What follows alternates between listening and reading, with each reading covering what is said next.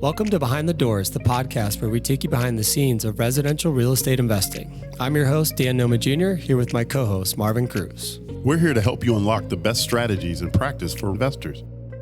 Whether you're just starting out or you're a seasoned pro looking to scale your portfolio. We've spent decades navigating the ever-changing world of real estate, and now we're sharing everything we've learned to help you succeed. From off-market deals to cash flow management and everything in between, we'll break it down and bring you actionable insights that can make a real difference in your investments. So get ready to open the door to new opportunities and take your real estate investing to the next level. Let's dive in.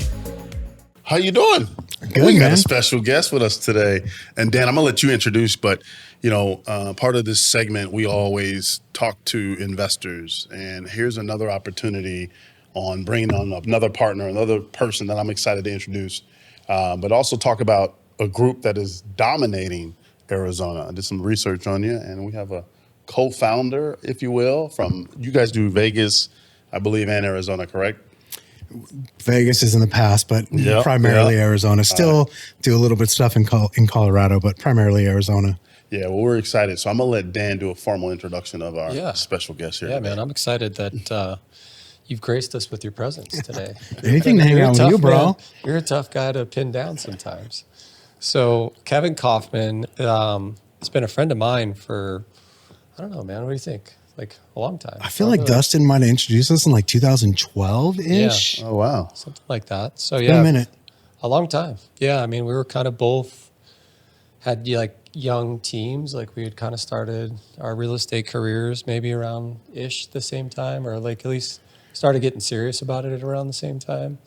And connected through our title partner, I think is how we connected. But so Kevin, I think if I were to describe you, I would say that you are, first of all, probably like an industry thought leader, right? So, I mean, while you're a licensed agent, I think that you're probably more, I would describe you more as a thought leader, as a team leader, and maybe even like a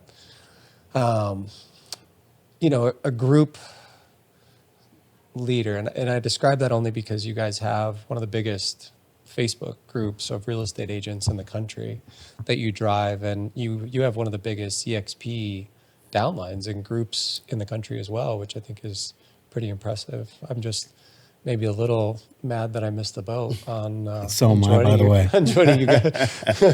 joining you guys, when you first called me about that. But I mean, what do you think? I mean, if someone asked you, how do you describe what you are? Because I think you've got everything from a real estate team to your own podcast to coaching and training and speaking and all the things that you do, which is unique. It took building what we built within EXP for me to like come to this. I think I'm just like a community builder. Yeah. I connect people. My superpower, I like to tell people my superpower is that I know really smart people. Yeah. And I'm really good at identifying when someone needs to be connected. Like how I make money is we sell real estate, right? Yep. Like that's the core of our business. And that's what's led to everything else. But whether you're talking about the Facebook group or like the podcast that I've been running now, I think for 5 years or so, or building our EXP business or any of the other things that Fred and I have our hands in, like what it all comes back to for us is relationships. I mean, we were just talking, you and I go way back, right? Yeah. And I know that I can text you at any moment for advice. I don't know if you know this, dude. I'm going to share something with you. Sorry if I'm going to throw you off. No, but this is awesome. No, I remember we were either texting or emailing. It was 2020. Okay. And I needed to buy a new primary residence. Yep. And I had been on the sidelines because I was like, I'm going to wait. And then I was like, I can't wait. My mom had moved in with us. We got two growing young girls and my wife. And all of a sudden, our house was too small. Yep. And I was afraid to spend the amount of money that I needed to spend. And I emailed you about it. I'm like, dude, this just feels like a bad time. Not necessarily because of the COVID thing, just where we were in a cycle. Yeah. And you told me almost verbatim, or at least this is how I remember it was, you said, dude, this is not an investment. This is like, go get your family's castle or whatever word you use. You're like, this one, the numbers don't count on this one. Yep. Just go buy the house that you want. Right. And that your family's going to grow up in. And I did. I don't know what it was, but that exchange, I was like, I let all the weirdness go around. I had all these rules in my head about like, I'm never going to spend over this much money. And if I do, it'll be on the beach and all these things. And I broke every rule I had. And it was like, I needed that little conversation that I had with you that day to like give myself permission to do that. Yeah, and ironically, it's the single best investment I've ever made by a mile. Not that I care. I'm not selling it, but it's funny because you literally like gave me, I was like, well, if the numbers guy says just do it, like I'm just going to do it. Yeah. Just do it, man. Yeah. I say that often. Like, I don't think, if your primary residence is where you live, your family's growing up and stuff, like we get stuck in that as real estate people. I see that a lot where, is trained as many agents that, talk to and stuff where they're afraid to be even like transact themselves because they're like, is it the right time? If I make a mistake, aren't all my clients going to know that, I bought at the wrong time? Well, look, none of us have a crystal ball, we just don't. But if you're going to take a chance, do it on your own house, Yeah. And I just so you know, I give you credit all the time when I talk about that because that's the one conversation I remember when I went, okay, I'm going to do it. Yeah.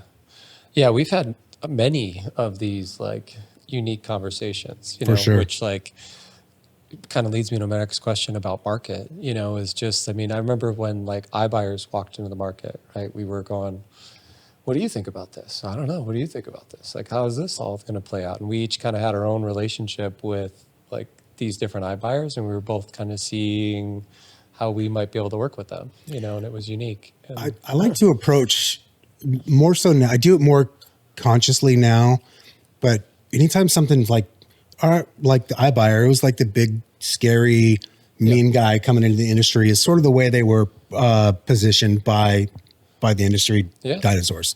Right. And I'm kind of like, well, I don't know. Let's see. I don't know if this is good or bad. Let's just see what it is. Right.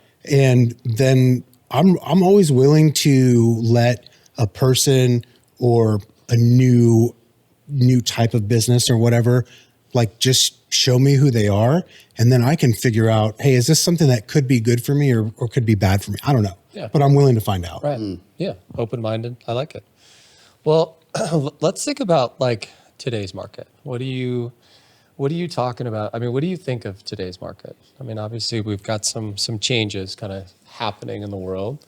You touch a lot of people, a lot of agents, especially. What are you telling agents about this market? What are you saying about today? Mostly just get to work. Like nothing else. Like as an agent, putting my agent hat on for a moment of like, I need to go sell some houses. Nothing matters more than like picking up the phone. Yeah. Pick up the phone and help some people. Right. Have 20 conversations a day about real estate and you're going to be massively successful. Forget everything else is noise. Like the commission lawsuit, it was noise. Right. I've been using buyer broker since 2009. Yeah. I'm like, I don't work without a contract. I just don't. Right. And so like for our team, that was literally no big deal. It was a change of paperwork, but it was no change to our process. Yeah. And so almost everything is noise. That's not to say there's not truly disruptors and that things aren't constantly evolving and changing. They are. But if you're intelligent and you can pay attention to those things and you keep working, you sort of keep your foot down on that proverbial gas pedal. Yeah. Everything's going to turn out to be okay anyways. Yeah. So most importantly is I'm talking to people, specifically my team, about like, let's keep our heads down. Let's practice what we've got to do. Let's practice our conversations. Let's have enough conversations.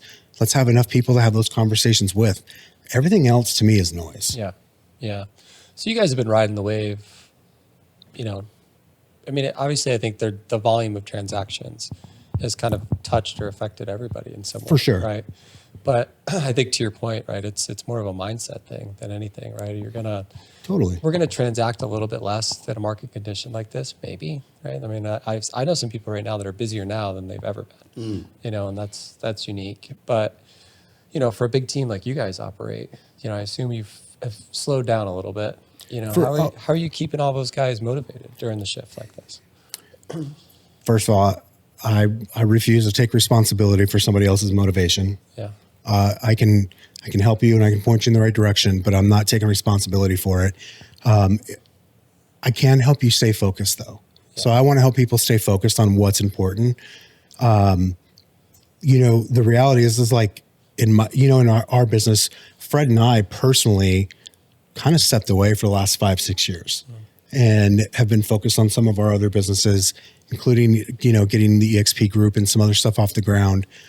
And we've been a lot more plugged in the last probably 3 months or so. And what I found is is it harder? Yeah. But it's no harder actually than it was, say, in 2020 and 2021. The difference is the kind of hard in my mind. What I think is it was hard in 21 and 20 to get your offer accepted. But it was really easy to get someone to hire you to be their agent.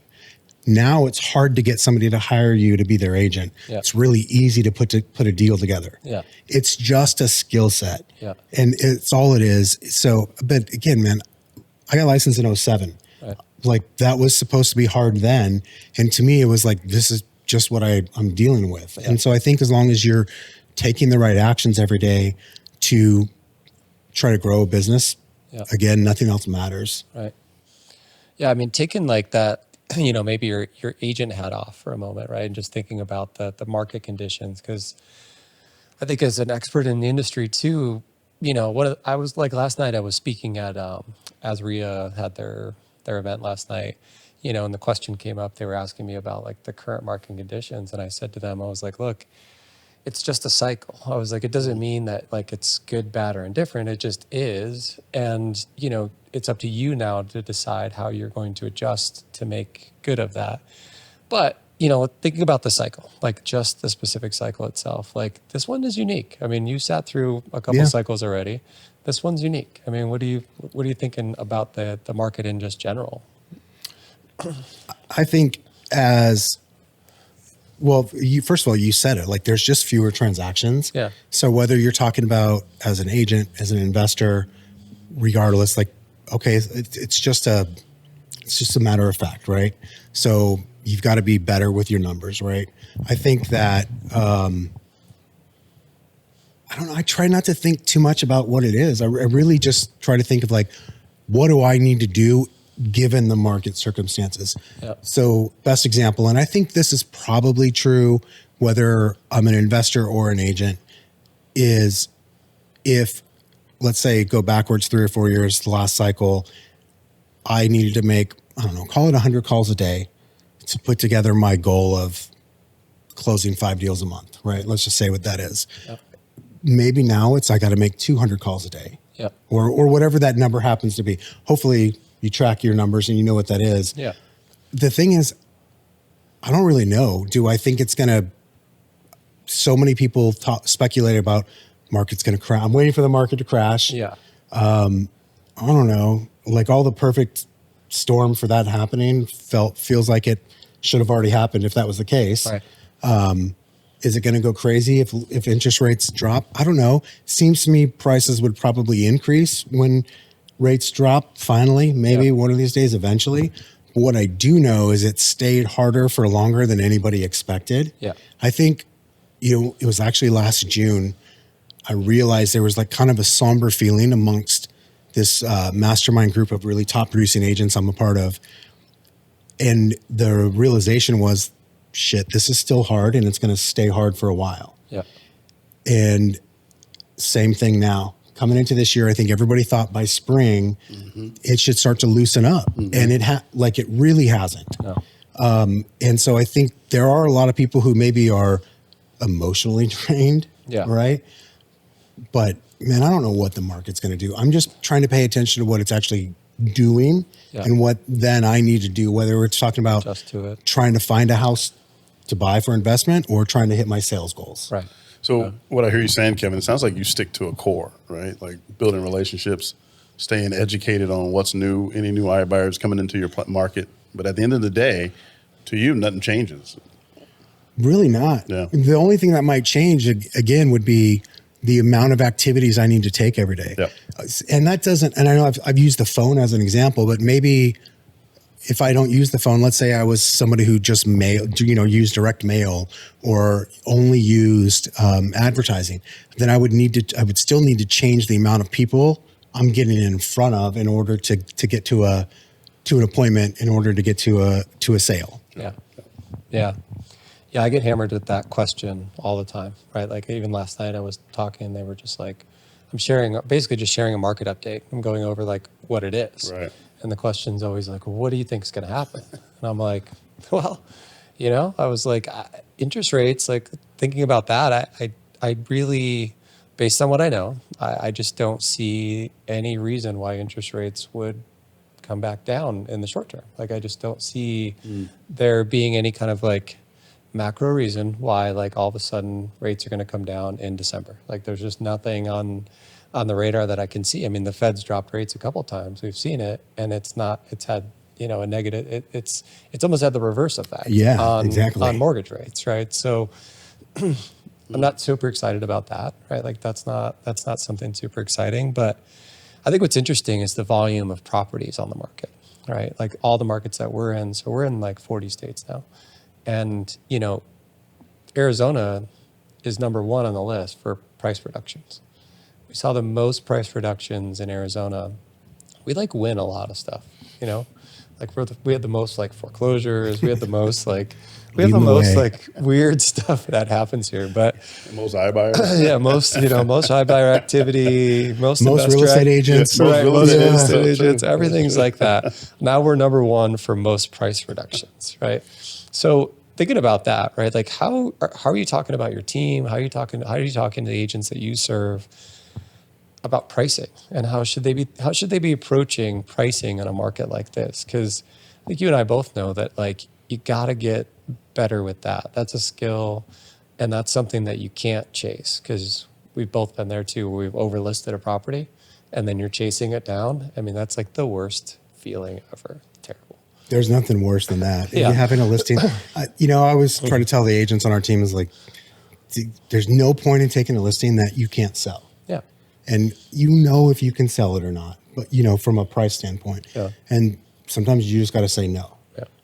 I always, when I was in production myself and going on listing appointments, I was always really aggressive on the side of making sure we're competitive. Yeah. Like if the number's 350 to sell, I'm not taking a listing at 400 unless your motivation is super high and I know that you'll price change within 2 weeks, right? Yeah. I want to look at everything from, well, it's cool because now we have data like how many showings are happening in the neighborhood and in the zip code, right, not just on my own listing. So that gives me even more insight into the actual activity of the market I'm trying to sell in. So I'm going to balance that obviously with all the other comp data I have.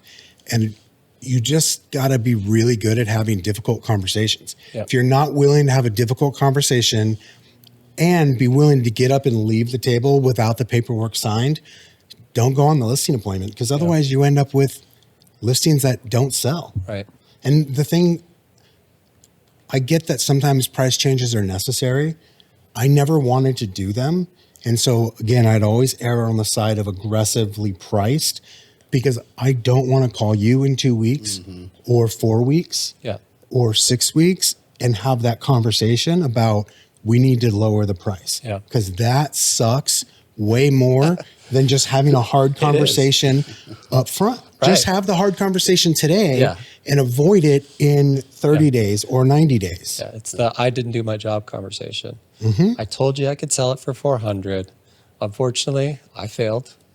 I still want you to hire me, keep me employed, but we're gonna have to talk about a price reduction. It's just like it's just not a fun thing to do with the seller, because they just see their equity just like phew, and they see a number like let's say it's on a report or a website, and all of a sudden they think that's the number, right, and it may or may not be anywhere near the truth. But the other thing is most real estate agents have a hard time with having difficult conversations. So when the seller pushes back on the value, they have a hard time going, how do I get them to understand the realities of the market, right? So if we could just do a better job that way and not just let them lead you, but you be the leader, you'll be so much better off. Right. That's why I like, the agents that we talk to and, work with a lot, that's like the power of our tool and for agents is, come to us first. Let us give you an offer. right? Because like I had a mentor earlier tell me that the value of a home is only what a buyer's willing to pay, right? I kind of like have always put that in the back of my cap, and I'm like, well, you're right. So, wouldn't the offer help that conversation along, right? Bringing those offers to the table helps that conversation, because now you're going, hey, look, I sent this to 3,000 investors in the market. Those 3,000 came back with an offer range at this kind of a number. This is what they would be willing to pay for it. Right. You want to be here so that, okay, we could talk about what retail sale looks like there, but know how far away we are. Like, this is really how far that barometer goes. But I think as an agent, what you can start to do is almost shift like the onus back on the seller, where you don't feel like that pressure to sell it, because they're the ones taking the risk, Absolutely. I always tell our team, go get the offers from Easy Street, because worst case, we've got a floor. Yeah. Like, that's a conversation I can have at the listing appointment. I now have a floor. Yeah. You might not like the offer. You might think your home is the best one in the neighborhood, right, but at least we've got a floor, and this is an option. Yep. Maybe I think retail, it's a different number. Great. But let me give you that information as the seller, and then let you decide which route you want to go. Right. Yeah. Because how many times have you sat at a listing presentation with a seller where maybe they were a lead or referral, you didn't really know them, and you share like a cash offer, or you share something unique with them, and all of a sudden they open up about really what's going on behind the curtain, like, why are you really selling? Well, I mean, you can dance around a normal listing presentation and get to the point of signing a listing, getting it on the market without your agent truly knowing why you have to sell. Which I don't even like going on the, so one of the things I teach my agents, it's not to say that they do it, but this was a lesson I had to learn, is to find that out before you ever go. Yeah. So I have, in the perfect world, process is I get a lead, whether inbound or outbound. I set the appointment and I say, hey, Mr. Seller, here's what I'd like to do. So our appointment's going to be on Thursday. Today's Tuesday. I'd like to call you back tomorrow would 2 o'clock or 4 o'clock be better? I've got a few questions that I'm going to need to ask you to prepare for our appointment, so that way I can give you all the information. Yep. Does that work? So yes. So now I've created another promise with them. I'm going to call them at 2 o'clock tomorrow. Then call them at 2 o'clock, and I've got a list. I call it the Qualify the Listing Appointment Checklist, and it's a series of questions. And if I ask every question, first of all, everybody answers. Yep. And I now have all the information I need to make sure the appointment the next day is, number one, worth going on for my time. Yeah. Like, are they even in the ballpark? Right. And I know what they think it's worth. I know what they think is great about their house. I know what they think needs to be better about their home, just the way the questions are asked. Mm-hmm. And so I'm not even showing up to the appointment unless I've had that conversation. Yeah. Because if you go in, my viewpoint, without that information, you show up to the appointment, you're basically throwing darts. Yeah. Mm-hmm. And that, to me, that's not worth my time. My time is worth too much money for a coin flip. Yeah. No, I agree. I think as, if you're an agent, you're going to spend any time with somebody, like their motivation and the reality of their situation or whatever they've got going on ends up being critical, right? I mean, I see that happening all the time in both of my companies. And like, one of them is just a buy side company and they only work with buyers. And we have a lot of conversations with buyers who are also pretty unrealistic, right? They'll come in and they'll say, I want, this is the kind of house I want, right? They're kind of going over their needs and wants list. And then we get a pre-qualification, and the pre-qualification qualifies them for something that's different than that, right? Yeah. You put that in front of them, and all of a sudden now, like, it's like you took the wind out of the sails. You've like offended them. And I'm going, well, not really, And so we're working on ways that we can try to like better identify that up front, because we do waste a lot of time with, a potential buyer or seller that isn't ready. They're just really not realistic or ready. So that's tough. But what about with agents right now? I mean, agents that are out there kicking tires, kicking rocks, and upset, heads down. What should they stop doing immediately? I mean, they should stop with all the distractions. You pointed it out earlier. There's some people, I know plenty of agents who are having the best years of their career. Yeah. I also know a lot of people who are having the worst years of their career.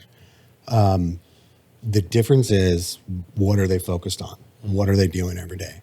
And if you're not having a real look in the mirror about what you're doing for your business every day, like, it's kind of hard to help somebody who won't do that. If you're not having the conversations with prospective buyers and sellers every day, I kind of can't help you. It's like with somebody on my team, if they're not hitting their goals, well, I can easily go into our CRM and take a look. Great. How many phone calls have you made? And how many people did you talk to? Right. It's to me, it's as simple as how many people did you talk to for more than 2 minutes? Because if I get you on the phone and it's for more than 2 minutes, we're probably talking about real estate. Yep. And so I know that if I can have 30 or so of those, I should have a deal. Yeah. And so, are you focused on all the other stuff that doesn't actually matter? Your Instagram reel or your flyer or whatever, or the design of your open house sign? Yeah. Or are you focused on the metrics that actually push your business forward? Yeah. And so that the list of what do they need to stop doing is actually massive. Yeah. It's what do they need to do? Take a look in the mirror, be real about where they're at today and where they want to be, and close the gap. Do it. Just, you got to do the work. Most agents, most human beings, period, regardless of industry, will spend more time avoiding the task than it would take to just do the task. Yeah, that's weird that they do it. You're right. It's so weird. Yeah, we were just talking about that before we came on. I mean, that happens in our environment every day, right? Every day. And I think the other thing they get distracted by is like going to like events and things. Not that they're bad. Like, those events are not bad, but it's like pick and choose the right rooms to go be in. And I think that's good point. That's a struggle, I think, for new agents in the industry to find their way. So like, I guess, like, how do you think about that as a new agent, maybe coming into the industry, or maybe you're struggling right now? Like, how do you find your flock? Like, where do you flock? I think that's part of the reason why, like, our company EXP has taken off, is because you've got those of us who have a proven track record who are just going, come into my world and let me help you. Right. Or that's why teams are so great and continue to become a bigger part, because what you need is structure, and you need someone who's further down the road than you, and not someone like way far down the road, but someone who's just a little further down the road than you, who can go, come on, this is the way. Let me help you. And that way, because at the beginning, you don't know what's worth going to and what's not. You don't know which lunch is worth taking and which lunch isn't worth taking.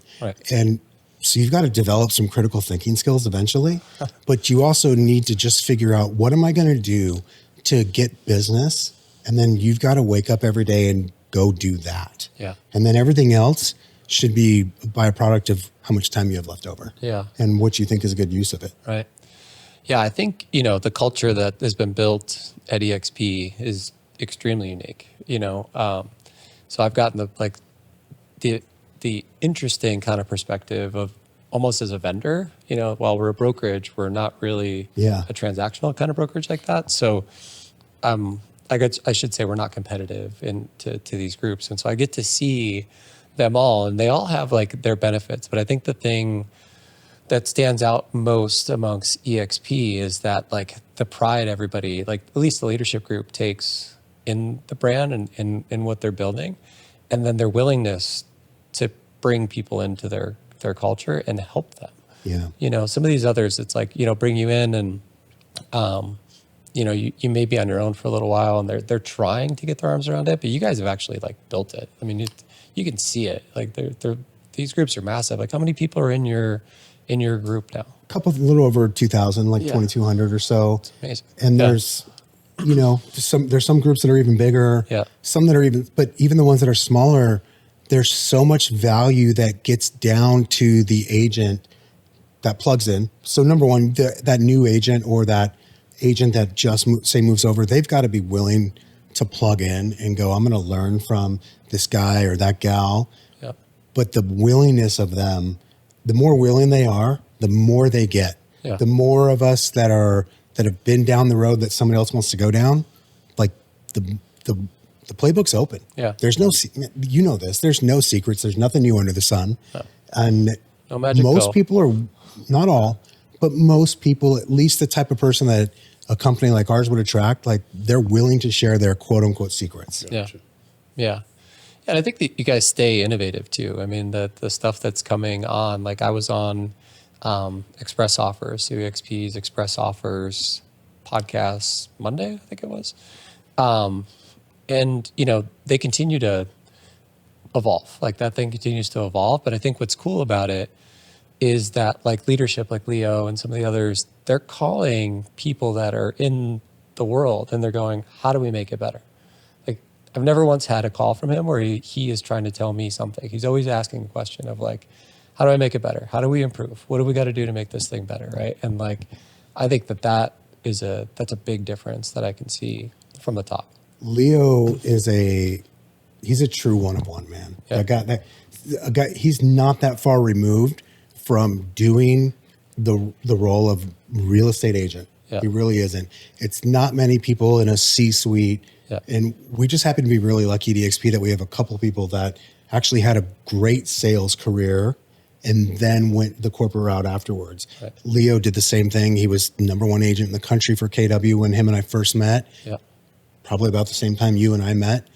And, you know, he's done other things with the tech company and in lending. And so he speaks the languages of top producing real estate agent, corporate executive, and is able to bring those together. And that's, as you know, because you talk to so many people in the industry, that's rare. It's usually someone's on one side or the other and they have a hard time connecting to the other end. Yeah. Yeah. I got one other question on this vein. I mean, Marvin, I know you're chomping at the bit to ask this. No, go ahead. But why do you think in our industry that like we group like this, you know? Because like if you look at like insurance or you look at car sales or you look at any other kind of industry out there, there's no groups, right? It's not like that. Why in our industry? Like why that? Why this? Why real estate? What about our industry makes this a thing? I think it's the type of person that it attracts, right? Why do people get into it? Most people don't get into real estate, say like right out of college. I know some do. Yeah. It's become sexier. Right. However, I don't know the real number, but I bet you the average agent age is still in the mid to high 50s. Yeah. And it's a second career for most. And I think it just attracts the people that were sort of tired of that traditional corporate life, or they just didn't want to go down that track of normal 9 to 5. They wanted to be their own boss, or whatever the case is, or they wanted to make a lot of money, or both. Or they wanted the opportunity. So you got this combination of, we have this great opportunity where our earning is relatively uncapped, and we've got mostly, you know, if you go to like the DISC assessment, I don't know if these numbers are accurate, so statistics are made up anyways.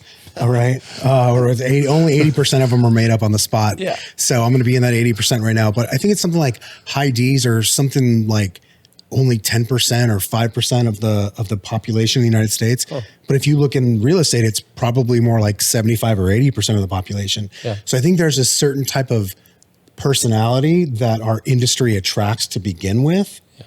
And then, so it's kind of like, oh, I found my people. Like there's a lot of similar people in the industry. Yeah, that's cool.